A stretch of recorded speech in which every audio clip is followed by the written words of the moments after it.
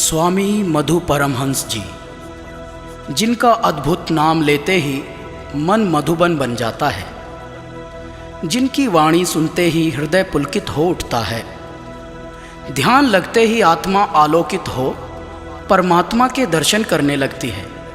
ऐसे श्री सतगुरु की महिमा का वर्णन कहाँ तक करें जो अनंत हैं। आज मनुष्य धर्म क्षेत्र धर्म भावाटी में उलझ गया है, इसलिए कुछ लोग तो धर्म से ही चिढ़ गए। उन्होंने छोड़ो इसी से ही तो हिंसा हो रही है। वो किसी को भी नहीं मान रहे, वो कह रहे हैं छोड़ो, हमारा ये सब्जेक्ट ही नहीं है। धीरे धीरे मनुष्य की धर्म के प्रति अरुचि भी आती जा रही है। आखिर इंसान आज कहाँ पहुँचा परमात्मा की खोज में, मैं ये कहने जा रहा हूँ, क्योंकि इंसान के अंदर परमात्मा विषय का भाव भी रहा। एक चीज़ और है,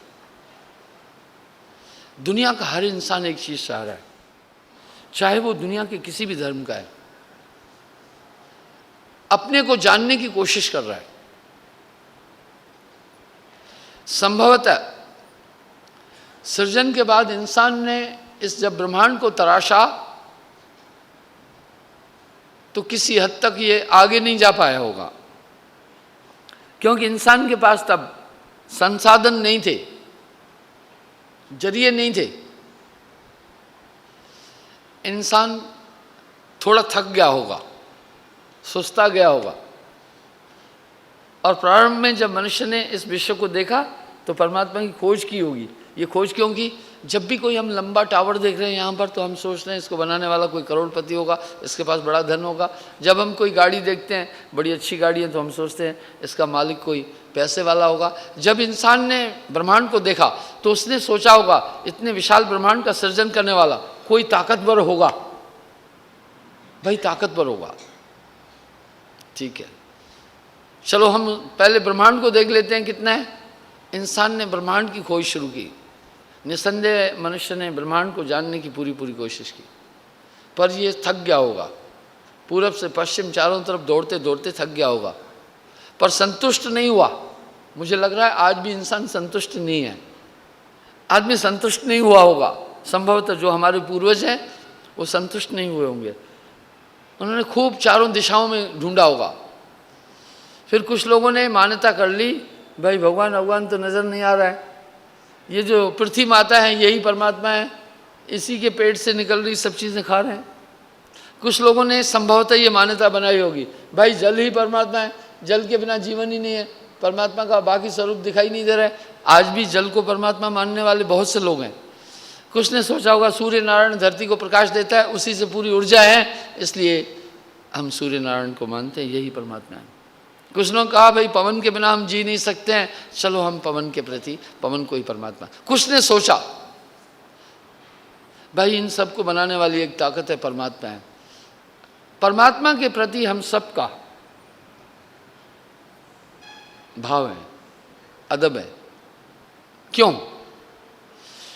हम सब अपने माता के प्रति कृतज्ञ हैं, क्योंकि हम सब ये मानते इसने जन्म दिया, इसने पोषण किया, इसने बड़ा किया। माँ शब्द आदरणीय है, माननीय है, रिस्पेक्टेड है।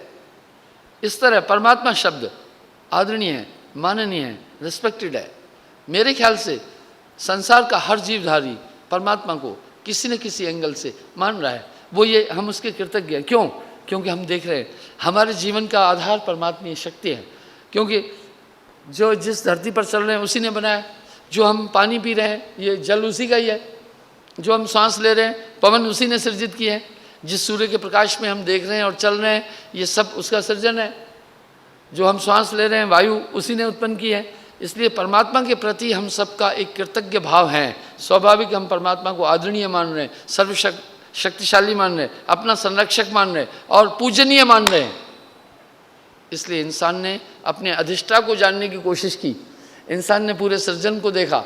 इंसान के दिमाग में ये भावना आई कि सृष्टि के कर्ता को हम देखते हैं। इंसान ने खूब खोजा होगा, ये थक गया होगा, लेकिन बहुत बाद में इंसान ने अपने को समझने की कोशिश की और इंसान जुट गया इसी खोज में। खोज करते करते करते करते कहाँ पहुँचा है, आज वहाँ चलते हैं। आज भी इस धरती पर ऐसे लोगों की कमी नहीं है जो जल को ही परमात्मा मान रहे हैं। ऐसे लोगों की कोई कमी नहीं है जो अग्नि को ही परमात्मा मान रहे हैं। ऐसे लोगों की भी कमी नहीं है जो पितरों की भक्ति कर रहे हैं, ऐसे लोगों की भी कमी नहीं है जो सरगुण ब्रह्म राम जी को मान रहे हैं, कृष्ण जी को मान रहे हैं, बाकी सबको मान रहे हैं। ऐसे लोगों की भी कमी नहीं है जो निर्गुण निराकार को मान रहे हैं। ऐसे लोगों की भी कमी नहीं है जो पंच मुद्राओं द्वारा परमात्म तत्व की प्राप्ति की कांक्षा कर रहे हैं। आखिर इसमें से सही क्या है? एक संसार का कौतुक और भी है, जिसने जो चीज पकड़ रखी है वहां से टस से मस नहीं हो रहा है वो। मैंने एक आदमी से पूछा, चलो यहां ही पूछता हूं, पहले आप किसकी भक्ति करते थे? मेरा सवाल है, मैं कोई राम जी का विरोधी नहीं हूं, आप राम जी की भक्ति पहले क्यों कर रहे थे, कृष्ण जी की भक्ति क्यों नहीं की?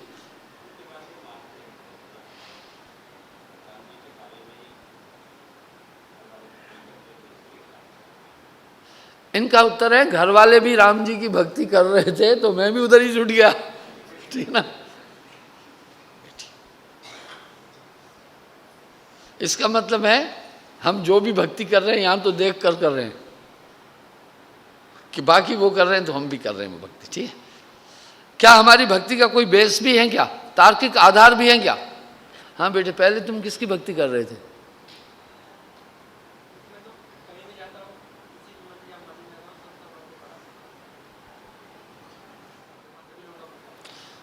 भाई ऐसा है, अब एक विवाद खड़ा हो गया। ये लड़का कह रहा है पार्टिकुलरली मैं किसी को भी नहीं मान रहा हूं, जो भी आया उसी को पूजने लग जाता हूं। बैठ जा। अब यहां बड़ा विवाद हो गया। इसका मतलब यह है कि ये लड़का भक्ति नहीं कर रहा है, कतई ये लड़का भक्ति नहीं कर रहा है। भक्ति की दो बेसिक नेचर है, आस्था और कंसंट्रेशन। कहो कौन से बिन विश्वासा, बिना भरोसे के भक्ति नहीं हो सकती। एक फोटो था कृष्ण जी का, एक फोटो था शिवजी महाराज का, एक फोटो था वैष्णो देवी जी का। मैं पूछना चाहता हूं, जब एक्सीडेंट हो इन चारों में वो किसको पुकारेगा? या जब मुसीबत आएगी वो किसको पुकारेगा? जब वो शिवजी महाराज को पुकारेगा तो कृष्ण जी कहेंगे भैया अपना मसला ही नहीं है, पुकार रहा है शिवजी महाराज को, पुकारने दो। शिवजी महाराज सोचेंगे ये कृष्ण जी को भी पकड़े, वो ही निपट लेंगे। हनुमान जी सोचेगा ये बड़े बड़े हैं दो, हम क्यों आए बीच में, करने दो उन्हीं को काम अपना।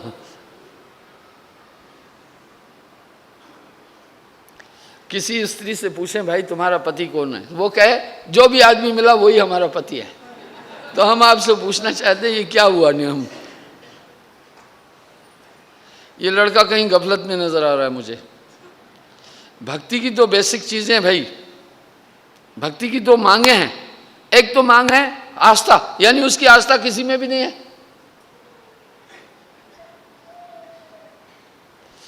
मैं एक बात और पूछूं, एक आदमी जो भी आया खा जाता है, बोला अपन को कोई हर्ज नहीं है, गाय भी आई खा लेता हूं, भैंस भी आई खा लेता हूं, बकरा भी आया खा लेता हूं, मुर्गी भी आई खा लेता हूं, मछली भी आई खा लेता हूं, उसको क्या मानोगे? और सब्जी भी खा लेता हूं। यहां कहीं वो गलती पे है। जैसे इस नवयुवक की विचारधारा है, ऐसे भी बहुत से लोग हैं, उनको तो मैं काफी भक्ति से भटका हुआ मानता हूं। यहां हमारे पंथ का प्रचार कम है। जिन जगहों पर है वहां मैं 3-4 लोगों को देखता हूं। एक तो अपने अनुयायियों को, मैं कहता ये अपने ही है। एक को देखता हूं जो थोड़ी से जिज्ञासु है, हमें जानना चाहते हैं, मैं उनको भी अपना मान रहा हूं। मैं सोच रहा हूं थोड़े दिन में वो भी आ जाएंगे। तीसरा देखता हूं निंदकों को, वो निंदा कर रहे हैं, मैं उनको भी अपना मान रहा हूं। मैं सोच रहा हूं इनको हमारी फिक्र है, हमारा नाम इनकी जबान पर है, कभी ना कभी ये आ जाएंगे। चौथा देखता हूं न्यूट्रल लोगों को, मैं उनको खतरनाक मान रहा हूं। वो सोच रहा हूं ये यानी चौथे जो न निंदा कर रहे हैं, न स्तुत कर रहे हैं, न जिज्ञासा है, उनको मान रहा हूं ये अपने नहीं लग रहे हैं। इस तरह दुनिया में नेचर भी है कुछ। महात्मा बुद्ध से किसी ने पूछा दुनिया में कितने टाइप के लोग हैं। महात्मा बुद्ध ने कहा भाई दुनिया में कुछ ऐसे लोग हैं जो हमेशा दूसरे के लिए, उसके उपकार के लिए, कल्याण के लिए, सोशल है, हमेशा शुभ काम कर रहे हैं, उनको परमार्थी जीव कहते हैं। दूसरे वो हैं जो शांत दिखते हैं लेकिन अपनी ज़रूरत के लिए कुछ भी गलत व्यवहार कर सकते हैं, उनको मैं स्वार्थी लोग मानता हूं। और तीसरे वो लोग हैं जो अपने हितों के लिए दूसरे की जान भी ले सकते हैं, उनको मैं दुष्ट लोग मानता हूं, राक्षस। चौथे वो हैं अकारण भी किसी को पीड़ा दे सकते हैं, बिना मतलब भी किसी को सता सकते हैं। उनके लिए बोला मुझे कोई शब्दकोश नहीं है, क्या कहूं। वो ज़्यादा खतरनाक होते हैं। कुछ जो कह रहे हैं हम सबको मान रहे हैं वो कुछ ज़्यादा ही खतरनाक हैं। ठीक है, आइए, वो ये दिल में न सोच बैठे हैं कि हम बड़े भक्त हैं। दरअसल उनकी भक्ति का कोई केंद्र नहीं है, बिंदु नहीं है, वो भटक रहे हैं। चलिए कोई बात नहीं, अभी आगे भी पूछता हूँ। हाँ पंडित जी, पहले किसकी भक्ति कर रहे थे?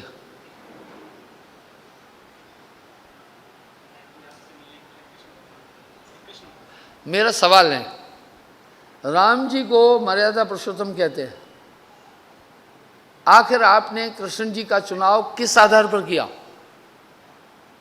राम जी को छोड़ दिया, ब्रह्मा जी को छोड़ दिया, आदि शक्ति को छोड़ दिया, आपने कृष्ण जी को चुना, तो मुझे गुणवत्ता बताएं, क्या देख करके कृष्ण जी को चुन लिया? क्यों की कृष्ण जी की भक्ति? मैं कृष्ण जी का विरोधी नहीं हूं, आपने कृष्ण जी को पकड़ा।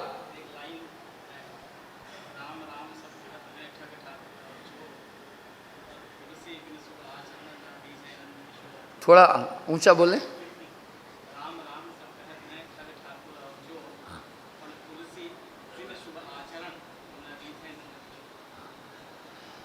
वाह, वो कह रहे हैं राम राम सब कहते हैं, ठग बटमार और चोर सभी तो राम राम बोल रहे हैं। आगे, पर तुलसी बिन शुभ आचरण ना रीझे नंद किशोर। भाई पंडित जी कवि है, मैं भी कवि हूं। मैं बहुत छोटेपन से काव्य रचनाएं कर रहा हूं, साहित्य से मेरा बड़ा रुझान है। कह रहे हैं बिना शुभ आचरण के नंद किशोर नहीं रीझते।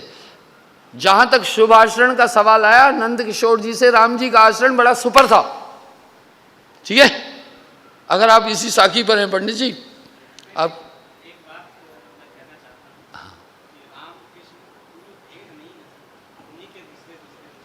तो भाई जब राम कृष्ण जी में भेद नहीं है तो राम जी पहले हुए, तो राम जी को क्यों नहीं पकड़ा आपने? मुझे कुछ न कुछ तो आपने कृष्ण जी में खास देखा है भाई। मैं आप पर मुकदमा दायर नहीं कर रहा हूं, मुझे आपको समझाना होगा कि आपने आखिर कृष्ण जी को पकड़ा क्यों पंडित जी।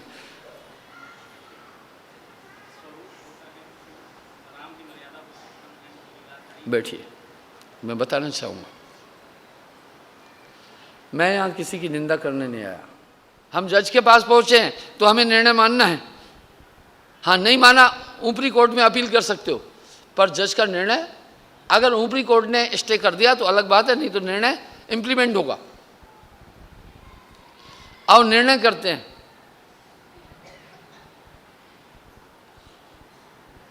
भाई बुरा नहीं माने ना यार, इसमें काफ़ी लोग होंगे जो मांसाहार कर रहे हैं, नॉन वेज का यूज़ कर रहे हैं। जो कर रहे हैं कृपा करके हाथ खड़ा करो ना। हाँ हाँ बेटे, हाँ मांस क्यों खा रहे हो? अच्छा, मेरा सवाल है जो खा रहे हैं इसमें क्या ले जाना? दुनिया में काफ़ी लोग हैं जो सेवन कर रहे हैं, जो खा रहे हैं वो हाथ खड़ा करें। हाँ, आप ही बताएं, आप क्या सोचकर खा रहे हैं?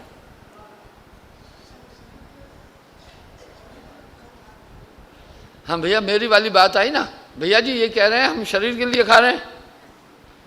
अब जवाब दो इनको आप।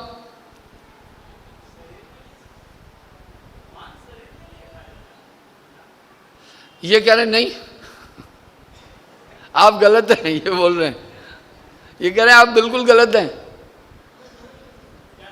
अपना बचाव तो करो ना, कुछ पढ़े लिखे आदमी आप। ये बोल रहे हैं नहीं, शरीर के लिए मांस बिल्कुल नहीं खाया जाए। हाँ, वाह, जवाब बड़ा प्यारा है। ये कह रहे हैं बाकी लोग खा रहे हैं, हम भी खा रहे हैं, ठीक है। अब ये सवाल उठा, यही देखा देखी सब करे, हम विचार की कसौटी पर किसी चीज को नहीं उतार रहे हैं ना, उनका दोष नहीं है। मेरे भतीजे कोई भी मांस नहीं खा रहे हैं, क्योंकि घर में नहीं खाया जा रहा है। इनके माँ बाप खाए होंगे, ये बेचारे खाने लग गए, इनका दोष क्या है? पर अब ये फैसला करना है, इस तरह तर्क ज्ञान की कसौटी है भाई, तर्क ज्ञान की कसौटी है। हम विचार करके, मनुष्य में विचार करने की क्षमता है, सार असार को समझ लें, ये काम इंसान कर सकता है, बाकी नहीं कर सकते। विचारों की अभिव्यक्ति बहुत सुंदर तरीके से मनुष्य कर सकता है, बाकी प्राणी नहीं कर सकता है। ईश्वर विषय पर मैं आगे चलूंगा, इसलिए मैं एक आधार ले रहा हूं। ये अब दोनों में गलत कौन है? आओ मैं बताता हूं। जो खा रहे हैं उनका क्या दृष्टिकोण है? उनका ये दृष्टिकोण है, भाई डॉक्टर लोग भी कह रहे हैं ये तो बेचारे शरीफ आदमी है, आगे इन्होंने कोई बात ही नहीं बोली। टांग टूट जाए तो डॉक्टर कहते हैं अंडा खाओ, मीट खाओ, जल्दी जुड़ जाएगी। टीबी हो गई तो वो कहते हैं सूप पियो, मुर्गे की हड्डियां को उबाल करके पियो। कह रहे हैं नहीं कह रहे हैं? तर्क काफी दिए जा सकते हैं, कहें भाई शरीर के लिए आवश्यक है, डॉक्टर लोग भी कह रहे हैं इसलिए खा रहा हूं। तब क्या कहोगे? मैं उसकी तरफ से पैरवी कर रहा हूं, थोड़ी मैं उनकी तरफ से पैरवी कर रहा हूं। ये कह रहे हैं भाई कि भाई हड्डी टूट जाए तो डॉक्टर कहता है मांस खाओ, टीबी हो जाए तो कहता है टीबी खाओ, अंडा खाओ, फलाना चीज खाओ। तो बड़े बड़े डॉक्टर भी बोल रहे हैं, तो ये खाने की चीज है, तो कैसे गलत है?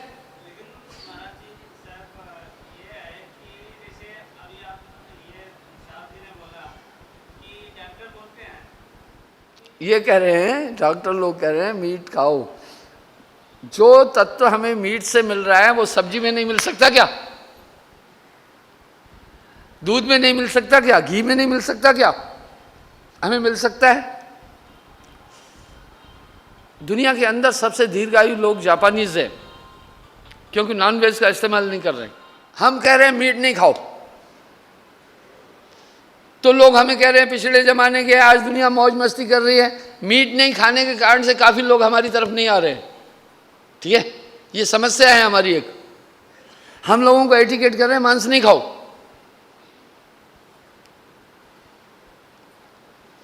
अब वो कह रहे हैं इंसान के खाने की चीज है, हम कह रहे हैं इंसान के खाने की चीज नहीं है। मैं तर्क रख रहा हूं, इसलिए मैंने लाखों लोगों से मांस खाना छुड़ा दिया है।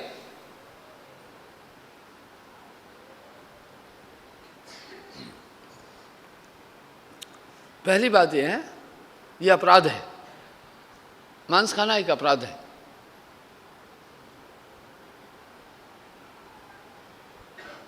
मांस खाना एक घोर अपराध है। आओ मैं बताता हूं कैसे अपराध है। ये वैज्ञानिक अपराध भी है, ये धार्मिक अपराध भी है, ये ईश्वरीय अपराध भी है, ये मानवीय अपराध भी है। मांस खाना घोर अपराध है। मांस खाना एक बहुत बड़ा पाप है। नाम गुरु का ले सत्संगी, नाम गुरु का ले मन रंगी, नाम गुरु का तू ले सत्संगी।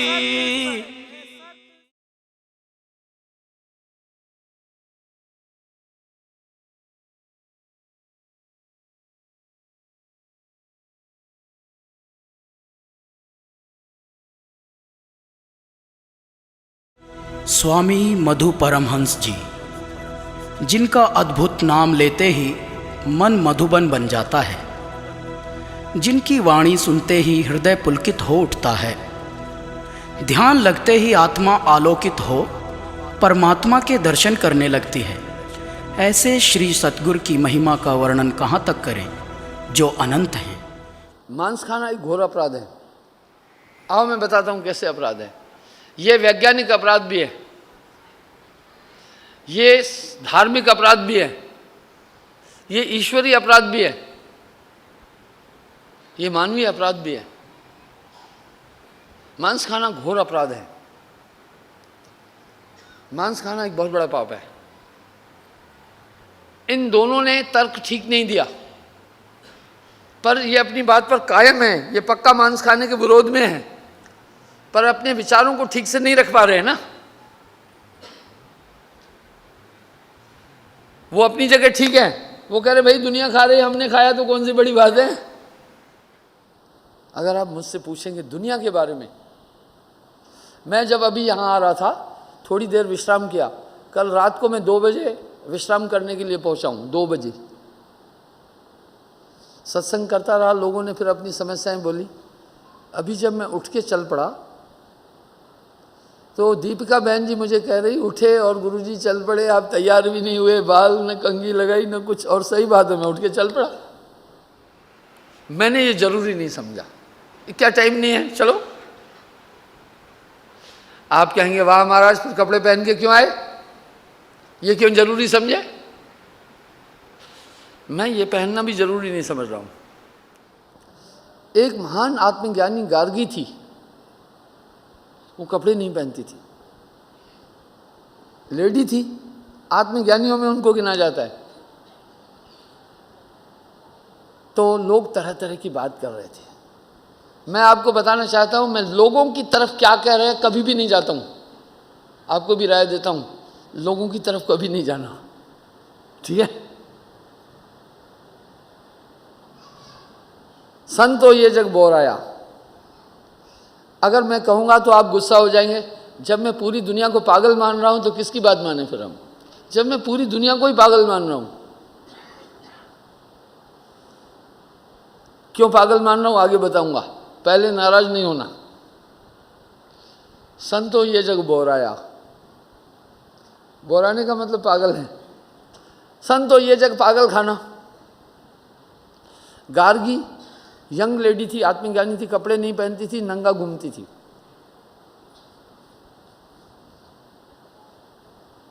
लोग तरह तरह की बात कर रहे थे। गार्गी के एक प्रमुख शिष्य को लोगों ने कहा शर्म नहीं आता तुम्हारी गुरुरानी को, नंगी घूमती है, हैं? उसको थोड़ा समझाओ तो सही, नंगा घूमना चाहिए ऐसे। अच्छा ठीक है। शिष्य ने डरते डरते गार्गी को कहा, हे मातेश्वरी आप तो ज्ञानवान हैं, मुझे कहना भी उचित नहीं है, पर मातेश्वरी चाहे पूरे जिस्म पर कपड़ा नहीं पहनो, कम से कम गुप्त अंगों पर कपड़ा थोड़ा रख दें तो कोई बात। गार्गी मुस्कुराई उसकी बात सुनकर।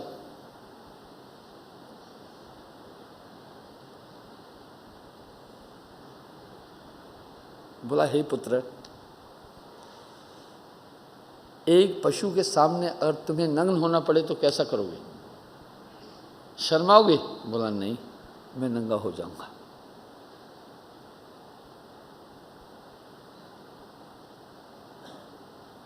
मैं नंगा हो जाऊंगा।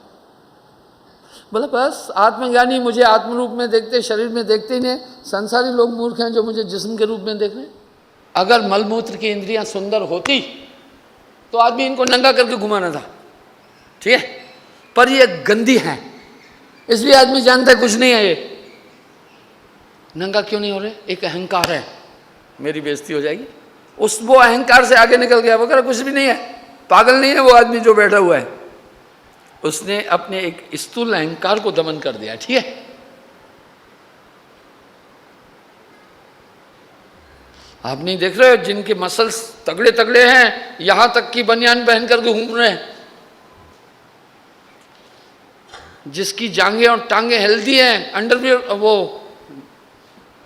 निक्कर पहनकर घूम रहे हैं। वाह वाह वाह। दुनिया का पहनावा देख करके भी बहुत अजीब सा लगता है। मुझे एक चुटकुला याद आ गया। आजकल वो माताएं बहनें एक पैंट जैसी पहनती नहीं, इधर इधर तक पिन्नी खुली रहती हैं, घुटने से नीचे नंगा रहता है, क्या बोलते हैं?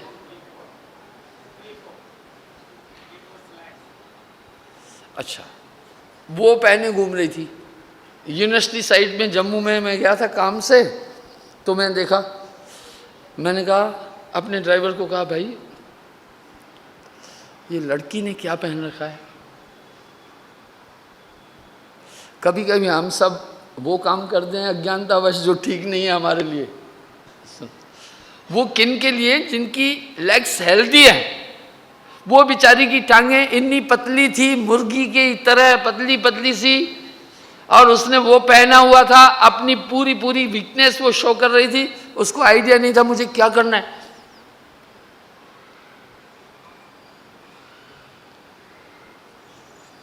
एक बार मैं सत्संग में बैठा था, एक माता थी बैठी थी, काफ़ी हेल्दी थी, काली सी थी।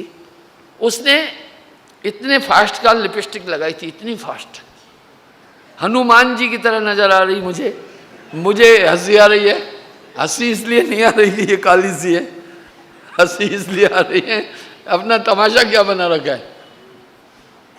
जब तुम इतनी काली काली हो तो होंठ लाल कैसे होंगे? पर उसने बाकी को देखा, हम सब देखा देखी तो बहुत कुछ कर रहे हैं। अब उस गरीबड़ी ने वो वाला क्यों पहना? उसकी टांगें तो पतली पतली सी थी, मुर्गी की टांगें जितनी जितनी पतली पतली थी, उसको क्या जरूरत पड़ी? काफ़ी चीज़ें दुनिया के लोग अपनी सुविधा से कर रहे हैं, हम वो नहीं करने वाले हैं। मुझे ये कंफर्टेबल लगा, पहने घूम रहा हूँ, ठीक है, मुझे पजामा इजी लगा, कहीं भी बैठना है आराम से बैठ रहा हूँ।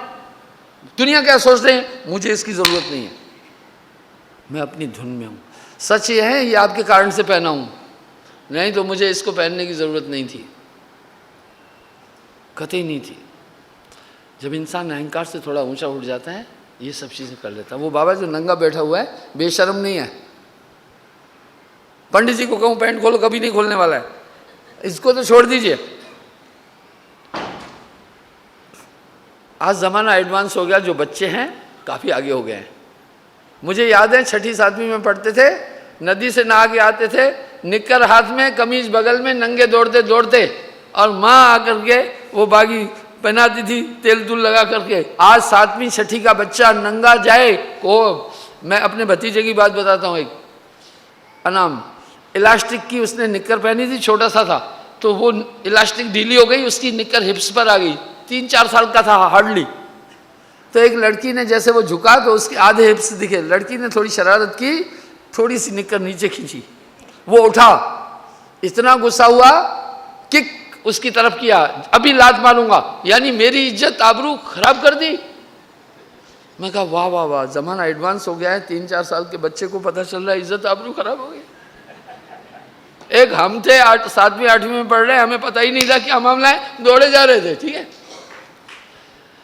टीवी ने इंसान को काफ़ी झटके दे दिए, काफ़ी।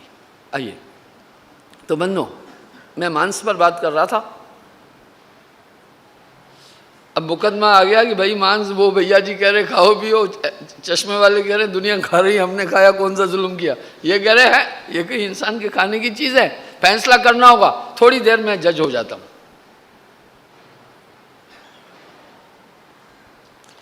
मांस खाना, मेरा फैसला सुनो, मांस खाना ईश्वरीय अपराध है, मांस खाना मानवीय अपराध है, मांस खाना धार्मिक अपराध है, मांस खाना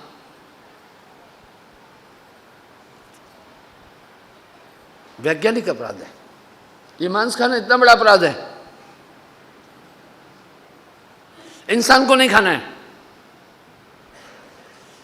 ईश्वरीय अपराध क्यों है? आत्मतम सर्वभूतेषु, ये आत्मा अपने कर्मों का फल भोगने के लिए नाना शरीरों को धारण कर रही है,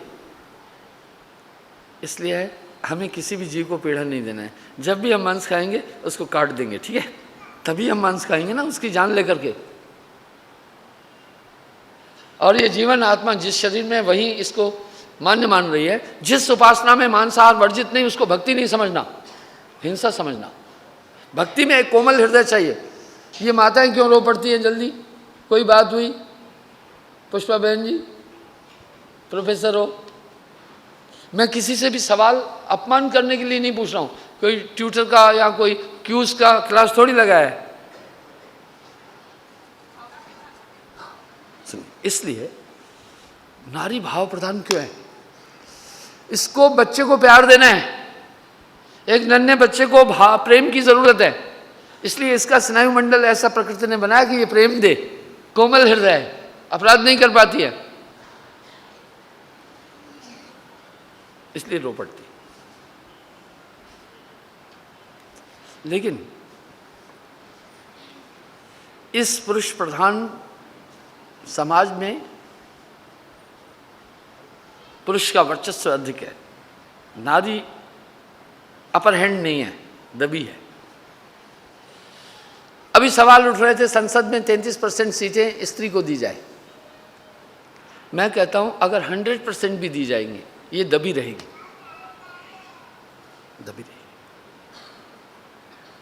क्यों ऐसा? पर इसे नहीं दबाना है। अगर हमने इसको दबा दिया तो खैर नहीं है, ठीक?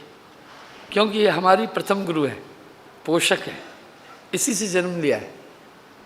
इसको कमज़ोर नहीं होने दो। अगर ये कमज़ोर हो गई तो हम बेहद कमज़ोर हो जाएंगे। ज़मीन कमज़ोर होगी तो फसल कमज़ोर हो जाएगी। चाहे अगर कोई मुझसे निजी, इसका शोषण न करो, मुझसे निजी तौर पर अगर पूछे स्त्री अक्लमंद है या पुरुष, जबकि मैं तो तत्व ज्ञान की, आत्मज्ञान की बात कर रहा हूँ, मेरे लिए दोनों समान है। पर मैं बिना रुके 1 सेकंड में बोलूँगा पुरुष अक्लमंद है, स्त्री नहीं। क्यों? इसलिए हम परिप्रेक्ष्य को देखते हैं।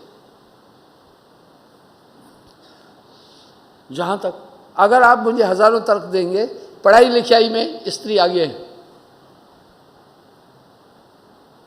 एजुकेशन में आगे हैं, ये अक्लमंद नहीं है तो क्या परसेंटेज देखो, काफ़ी लड़कियां तर्क कर देती है, पर नहीं। मैं ऐसा मानता हूं पुरुष से स्त्री की अकल कम है। इसका तर्क दूंगा। पहली बात, क्यों कम है ये भी बताऊंगा। पहली बात, ये रो पड़ती है। इंसान रोता कब है भैया जी?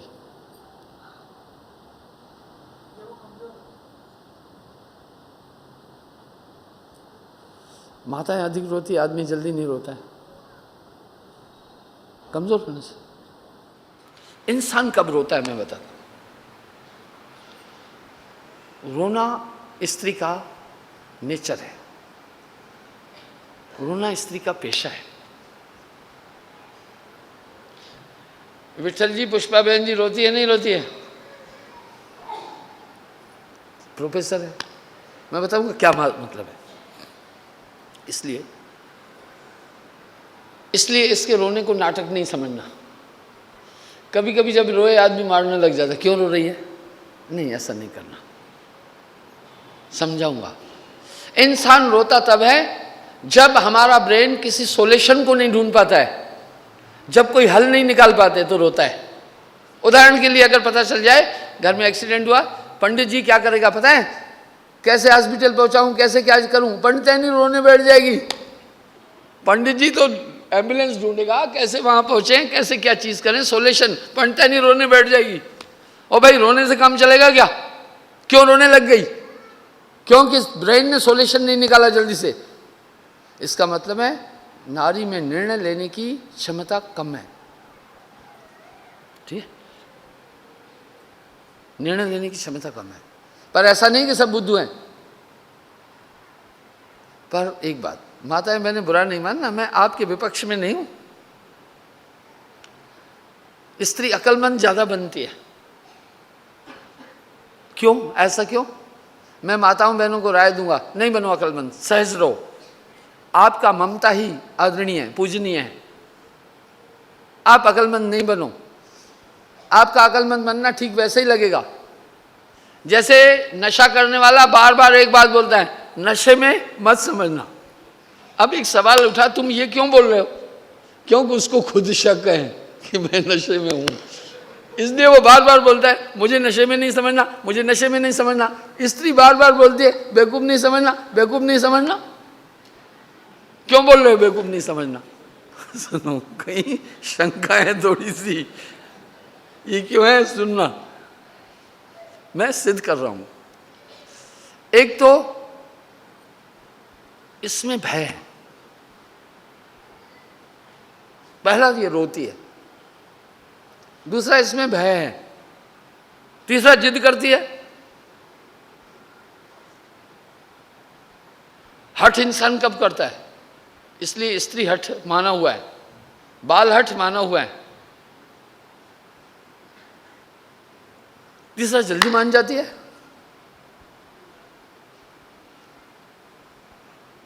इसका मतलब है, इसलिए पुरुष इस पर शासन करता है, पर पुरुष को यह सोचना है ये इसकी कमजोरी का फायदा नहीं उठाओ,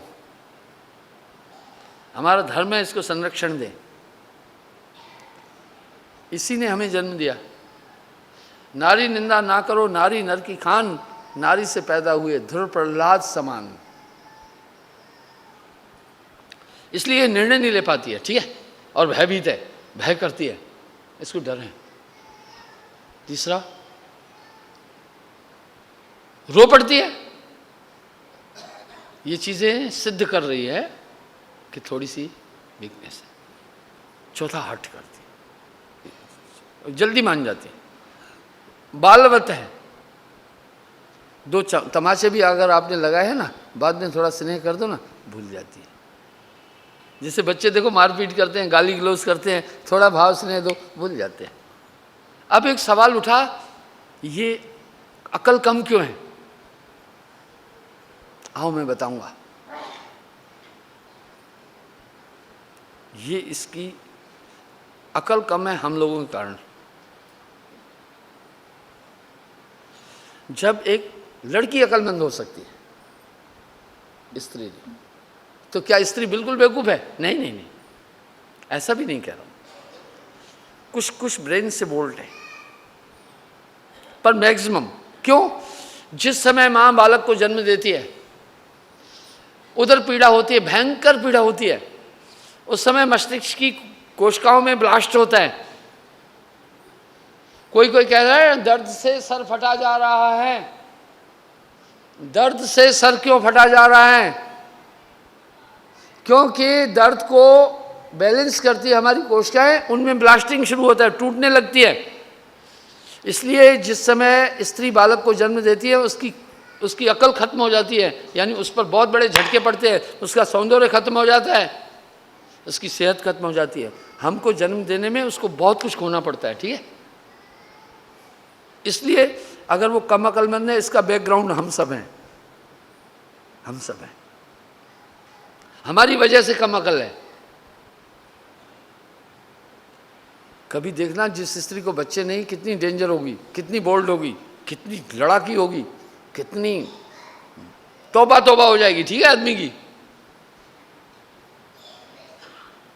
अपने आसपास में देखना कहीं। आइए देखो, मैंने एक तर्क दिया कि पुरुष से स्त्री से पुरुष मंद है थोड़ी, पुरुष से स्त्री मंद है, पुरुष उसकी तुलना में ज्यादा बोल्ड है। अब मेरे तर्क से जो सहमत है वो हाथ खड़ा करना। माता मैंने कोई सहमत नहीं ना, मजबूरी में हाथ नहीं खड़ा करना। जो कह रहे नहीं समानता होती है, तो मैं और तर्क दूंगा। आइए, इसी तरह मैं ये बताना चाह रहा हूं, मांस खाना अपराध है। आप सुनो, ये ईश्वरीय अपराध है, ये ईश्वरीय अपराध है। ये आत्मा अपने शरीर कर्मानुकूल शरीर धारण कर रही है, सबको शरीर प्यारा है। ये वैज्ञानिक अपराध क्यों है? सुने, क्योंकि वैज्ञानिक तथ्यों से धरती पर दो तरह के प्राणी हैं, शाकाहारी और मांसाहारी। नाम गुरु का ले सत्संगी, नाम गुरु का ले मन रंगी, नाम गुरु का तू ले सत्संगी।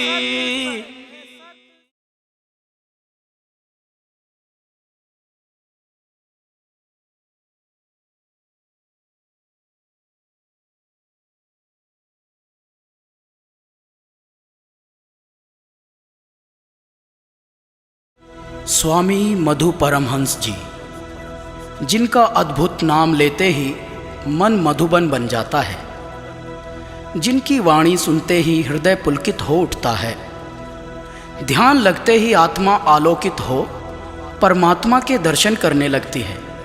ऐसे श्री सतगुरु की महिमा का वर्णन कहाँ तक करें जो अनंत हैं।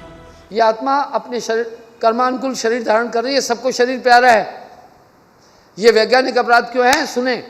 क्योंकि वैज्ञानिक तथ्यों से धरती पर दो तरह के प्राणी हैं, शाकाहारी और मांसाहारी। जो भी मांसाहारी जीव है नेचर की ओर से है, उनकी 5 नेचर है। एक तो पानी जीभ से उठाकर पीते हैं, वो मांसाहारी।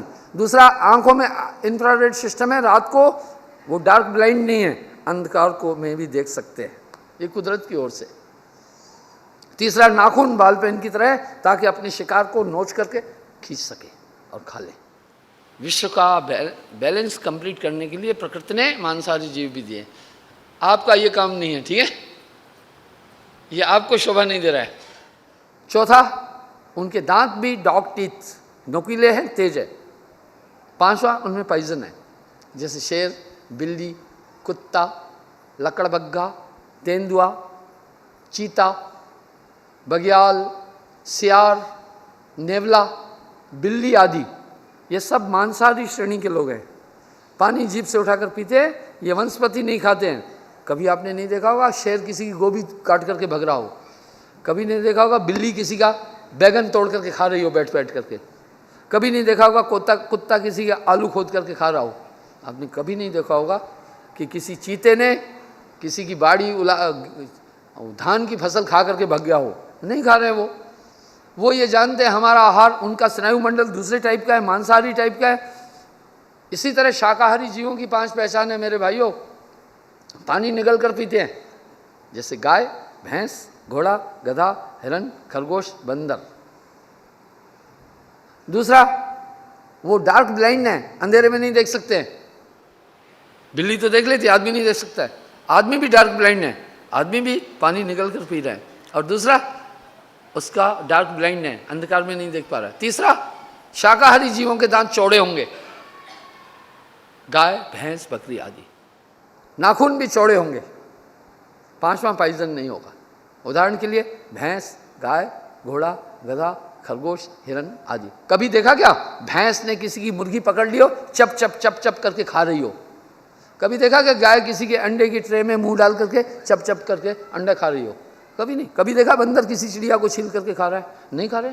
प्रकृति का ये नियम है, वो शाकाहारी है, वो तो बेचारे सूंघते हैं, हमारे खाने की नहीं है। और ये भूल इंसान कर रहा है, बाकी जानवर अपने थीम पर है, आदमी कर रहे हैं, इसलिए अपराध है। और जो भी मांस खाएगा वो क्रूर हो जाएगा, हिंसक हो जाएगा, खतरनाक हो जाएगा, हमलावर हो जाएगा। इसलिए मनुष्य सभी प्राणियों की रक्षा के लिए इसने अपने सिस्टम को नहीं बिगाड़ना है। इससे बड़े बड़े भयंकर रोग आ जाएंगे। जो वर्तमान में समाज में रोग है, इसका पहला कारण मुख्य है मांसाहार। इसलिए हम लोगों को एटिकेट कर रहे हैं मांस नहीं खाना। ये अपराध है, ईश्वरीय अपराध है, मानवीय अपराध है। अभी से जो पहले हो चुका छोड़िए, अब सावधान हो जाइए, ये चीज़ न करें। आपके शरीर का स्नायु मंडल, स्टोमक सिस्टम, पाचन क्रिया शाकाहारी है, ठीक है? वनस्पति जगत खाने के लिए प्रकृति ने आपके लिए हजारों किस्म के मेवे बनाए हैं, हजारों किस्म की साग सब्जियां बनाई हैं, हजारों किस्म के फल फ्रूट बनाए। खाओ, वो आपके लिए। और मांस खाने से शरीर पर कुप्रभाव पड़ेगा। आप देखते हैं बंदर इतना तेज छलांगे क्यों लगा रहा है? फलों का सेवन कर रहा है। कितनी फ्लेक्सिबिलिटी है उसको। आप बंदर को रोटी खिलाना, आलसी हो जाएगा, ठीक है? पका हुआ भोजन खिलाना, आलसी हो जाएगा। पशु लोग बड़े नेचुरल और प्रासंगिक है, इसलिए अपना खान पान उत्तम करें। डाइट कैसी खाना?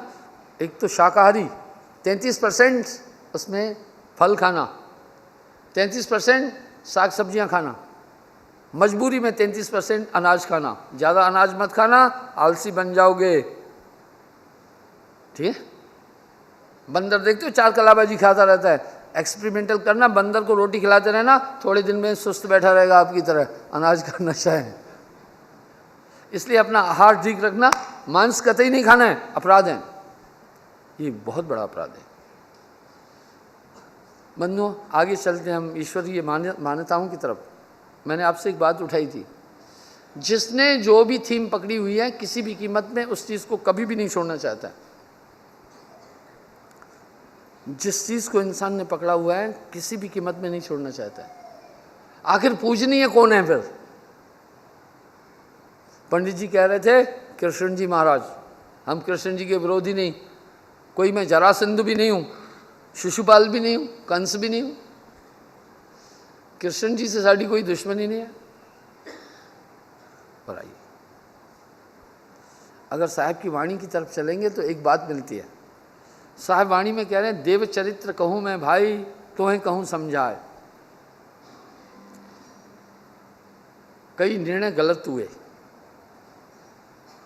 कई निर्णय गलत हुए, त्रुटियां की, मनुष्य से भी अधिक त्रुटियां कर दी। नानक एको सुमरिए जल थल रहा समाये, दूजा काहे सुमरिए जो जन्मे और मर जाए। आदि सच जुगात सच हैं भी सच, नानक होसी भी सच। द्वापर युग से पहले कृष्ण जी महाराज का अस्तित्व नहीं था, त्रेता से पहले राम जी का अस्तित्व नहीं था, पर वो था, वो नित्य था। हमारी इन्हीं मान्यताओं के कारण से काफ़ी विवाद उठ रहे। एको ब्रह्म द्वितीया नास्ति वेद भी कह रहे हैं। एक ही घर में अवस्था ये बनती है कि बाप शिव जी को मान रहा है, बेटा राम जी को मान रहा है, माँ वैष्णो देवी को मान रही है, बहू संतोषी माता का व्रत रख रही है। एक घर में इतनी विविध विचारधाराएं जब होगी तो काम कैसे चलेगा? इन मान्यताओं का आपस में टकराव हुआ, पर वो परमात्मा नित्य है। आखिर ये मानव ईश्वर की खोज में किस बिंदु तक पहुंचा है? हम सब परमात्मा की खोज में कहां तक पहुंचे? नाना मत मतांतरों की तरफ भी शोध करते हैं। आओ चिंतन करें।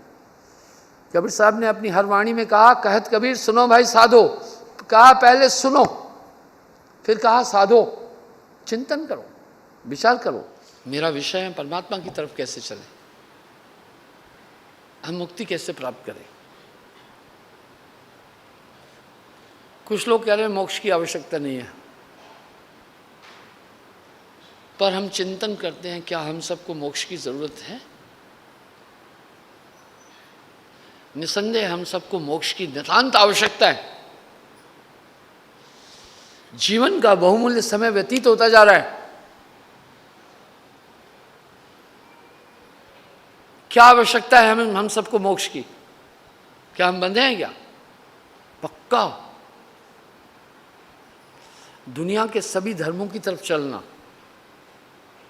सभी धर्म एक बात कह रहे हैं, शरीर के मिटने के बाद कुछ बाकी रहता है। शरीर के मिटने के बाद भी कुछ बाकी रहता है। जो बाकी रहा उसके कल्याण की बात है। उसको चाहे आत्मा कहो, चाहे हंसा कहो, कुछ अभीष्ट कहो, कुछ बैलेंस कहो, कुछ बचता है। इसलिए इस्लाम भी कह रहा है दो जग विस्त स्वर्ग में जाना। इसका मतलब है बॉडी के एंड के बाद भी एक चीज बची,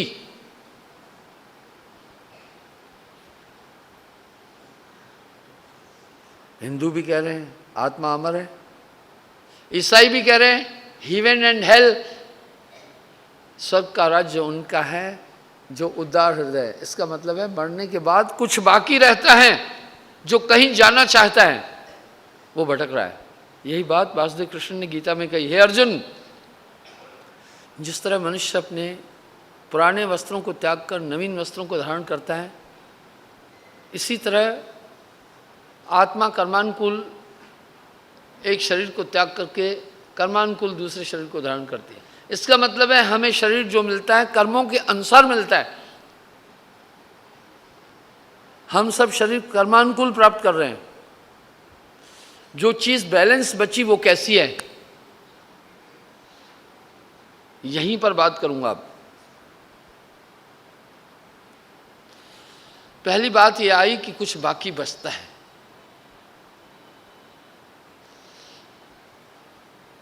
विश्व बरादरी को अगर हम देखते हैं, सभी धर्मों को देखते हैं, तो एक सिद्धांत बन रहा है कि कुछ बाकी बच रहा है, मौत के बाद कुछ बाकी बच रहा है, उसके कल्याण की बात है। क्योंकि जो कुछ हमारे पास आज है कल छिन जाएगा, जो कुछ आज हमारे पास है कल नहीं रहेगा। इस बात की गवाही देने की आवश्यकता नहीं, हम खुद देख रहे हैं। जो भी संसार से जा रहे हैं कुछ भी साथ नहीं लेके जा रहे हैं, बाल बच्चे, घर द्वार आदि सब त्यागना पड़ता है। संग न जात शरीर निदाना, ये देही भी साथ में नहीं जाती। अगर हम केवल इसके लिए जिए जा रहे हैं तो ये मूर्खता नहीं है क्या? पर जब हम दुनिया की लोगों की रहने की शैली को देखते हैं तो एक बात का पता चल रहा है, इसी के लिए जी रहे हैं। घर बनाया इसके लिए है, ठीक है, मैं ये नहीं कह रहा हूं इसको समुद्र में फेंक के आ जाओ, मेरा ये कहना कतई नहीं है।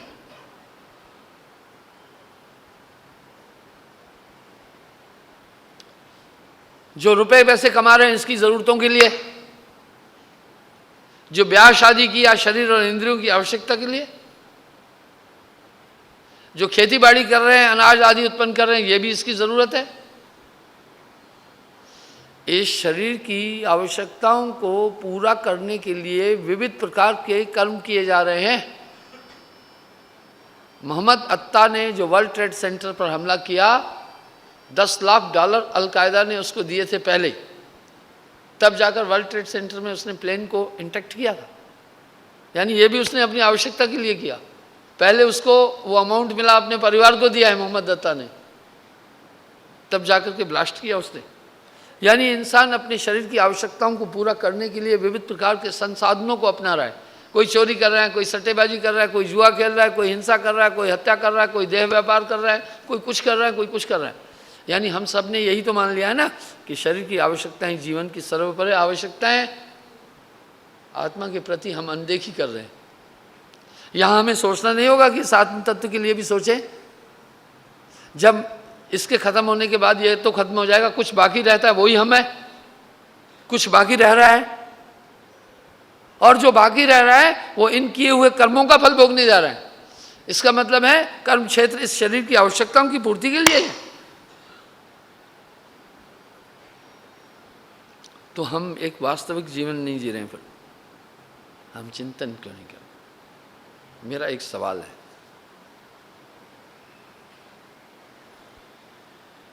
शराब पीने वाले के प्रति, जो नशा करते हैं उनके प्रति आपका क्या दृष्टिकोण है?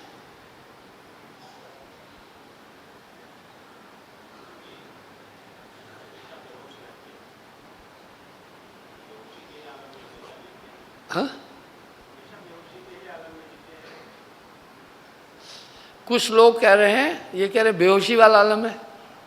मेरा एक तर्क है, कुछ लोग कहते हैं गम भुलाने के लिए पी रहा हूं। मैं कह रहा हूं वो ठीक बोल रहे हैं।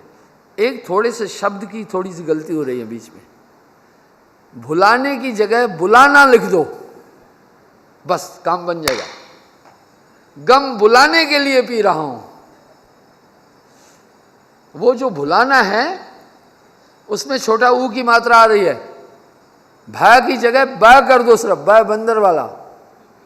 वो गम भुलाने के लिए नहीं पी रहा है, गम बुलाने के लिए पी रहा है।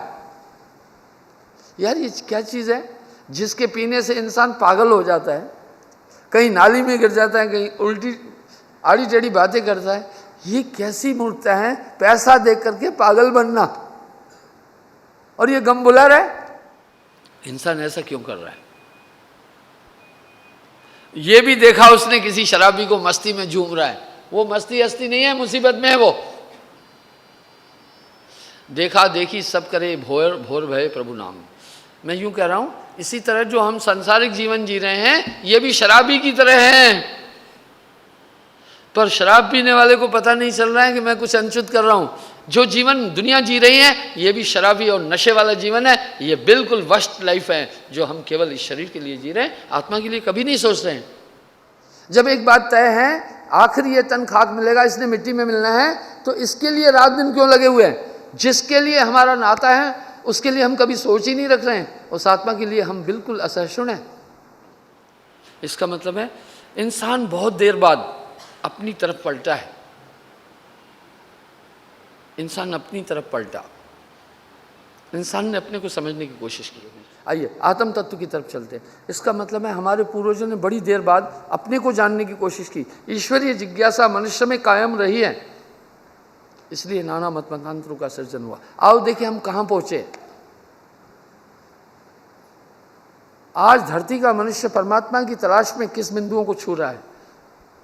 मानव के नाते हमें चिंतन करना होगा, किसी से राग द्वेष नहीं रखना होगा। मेरा किसी पंथ मत मतांतर से कोई राग द्वेष नहीं है।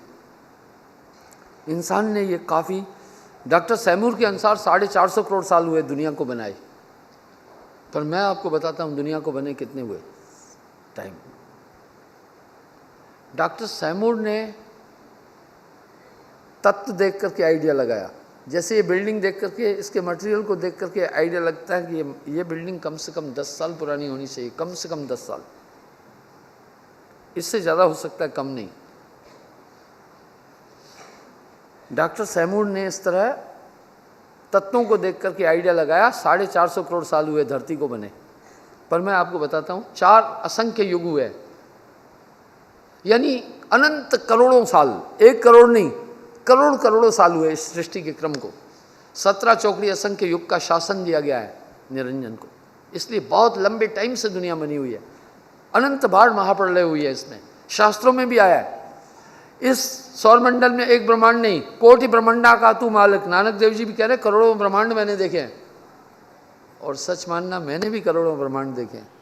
मैं आपसे जो भी बात कर रहा हूँ कुछ भी गलत नहीं, मुझे इसकी पुष्टि नहीं करनी है। मेरी हर बात तो आपकी आत्मा तक पहुँचेगी, मैं हर बात आपकी आत्मा तक पहुँचाना जानता हूँ। आप मेरी बात पर भरोसा भी कर लेंगे। आइए, इंसान ने अपनी खोज शुरू की, अपने वजूद को ढूंढना शुरू किया। सबसे पहले बताना चाहता हूँ, कबीर काया अथाह है बिरला जाने भेद। इस काया में पूरा ब्रह्मांड है, अनंत ब्रह्मांड है, वेद भी कह रहे हैं। इंसान कहाँ कहाँ पहुँचा है, नाना मत मतांतर वर्तमान में कहाँ है, ये बताना चाहूँगा। इंसान ने बड़ी खोज की, ये संतुष्ट नहीं बैठा। दुनिया में दौड़ लगाने के बाद ये तब पलटकर अपने अंदर आया। इंसान ने अपने को समझने की कोशिश की। आप परम रहस्यमय हैं, आपके अंदर एक बहुत रहस्यमय चैनल काम कर रहा है। इंसान को ये नहीं पता है मेरी इच्छाएं कहाँ से उत्पन्न हो रही है। इंसान को कतई ये पता नहीं है कि मेरे शरीर के अंदर क्रोध का निवास कहाँ पर है। इंसान को ये कतई पता नहीं है मेरे अंदर लोभ कहाँ रह रहा है। शब्द कोश क्या है, चित्त कोश क्या है, मन कोश क्या है, पंच कोश क्या है, ब्रह्म की स्थिति कहाँ है, और परमात्मा भी इस काया के अंदर है। आत्म ज्ञान बिना नर भटके, कोई मथुरा कोई काशी।